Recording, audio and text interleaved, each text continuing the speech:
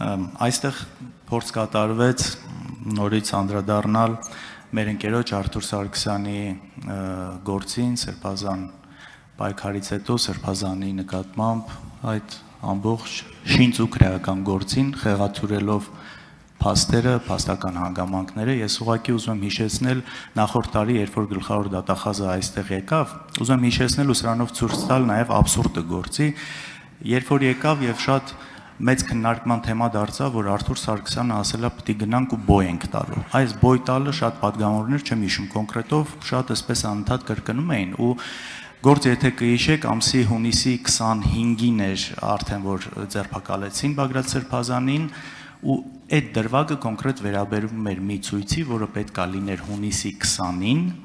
որը չի եղել։ Այսինքն այդ մի բանը, որ խոսացվել է, բայց արդեն հետո, երբ որ այդ սաղ process-ները եղել է, դա պարզվել է, որ չի եղել։ Իրանք ցույց չեն արել, բնականաբար ոչ էլ բոյ են տվել ու բոլորս էլ հասկանում ենք բոյ տալը ինչ կոնտեքստում է ասվում, դա բառացի չի։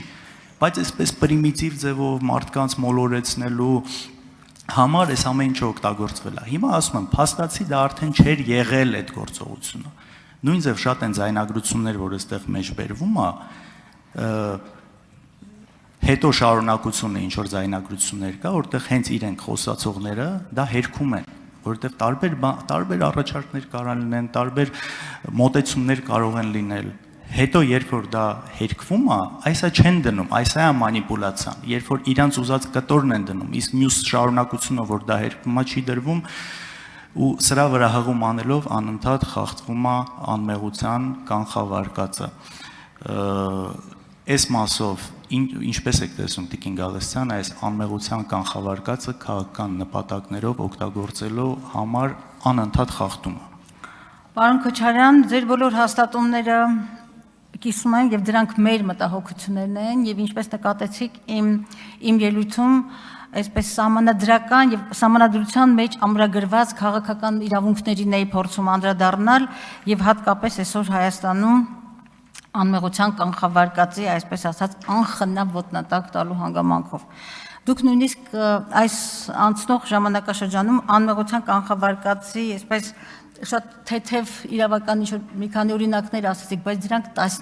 դրանք տասնյակներով են։ Եվ ամենացավալին ինձ համար նաև նա է եղել, որ քաղաքական պատասխանատվություն ունեցող, խոսքի կշիռը բնականորեն գիտակցող մարդիկ, որոնք ազգային ժողովի падգամավորներ են, հնչեցրել են այս կարևոր ամբիոնից։ Եվ արդյունքում, գիտեք, ես սրա անունը կդնեի հանրության թունավորում։ Թունավորել, հրեշայնացնել մարդկանց, հասարակության մեջ ստեղծել մի պատկեր, հետո դրանք դառնում են անխմբագրելի։ Հետո այն անեկդոտի պես չեմ սիրում այս ամբիոնից անեկդոտներ պատմել, պատմությունը ժամանակն անցնում է, բայց նստվածքը մնում է։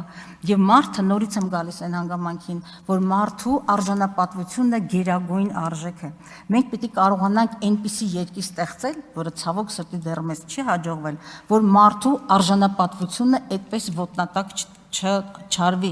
Եվ օրինակ չեմ կարող չհիշել Գագիկ Ծառուկյանի դեպքը 4-ից ավելի ժամ իրեն իր բնակարանում լինելուց հետո, այդ ոնց որ պատվիրված վրեժխնդրություն, այդ անպայման պիտի 70 տարեկան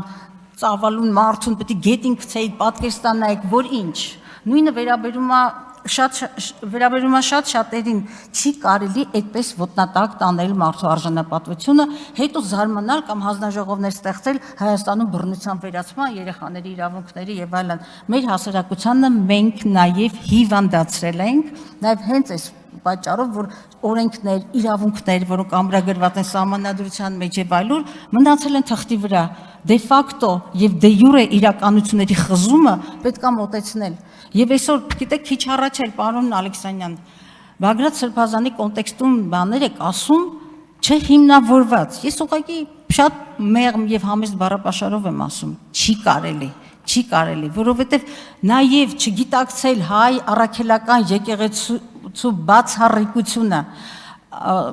սահմանադրությամբ ամրագրված նրա լիազորությունների իրավունքների պետության կողմից ճանաչումը եւ աշխարհում այդքան էլ շատ չեն այն երկրները, ովքեր բերել են եւ սահմանադրության ամրագրում են դարձրել իրենց ազգային եկեղեցին, ընդ որում հայ առաքելական եկեղեցին հենց հատկապես ազգային եկեղեցի է։ Դուք թույլատնելով եկեղեցու հիմքերը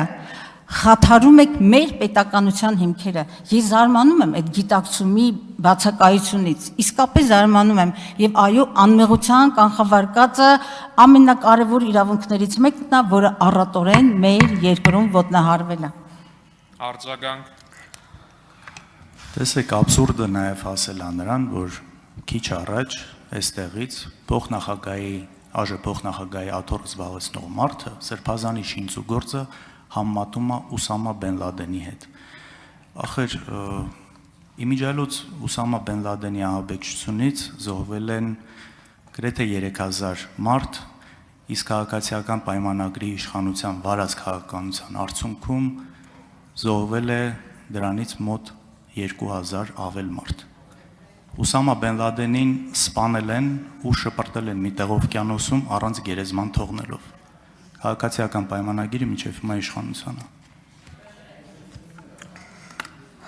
Շատ ցավալի արձանագրում, պարոն Քոչարյան, ես ավելացնելու բան չունեմ, դրանք փաստեր են, որոնց չեմ կարող առարկել։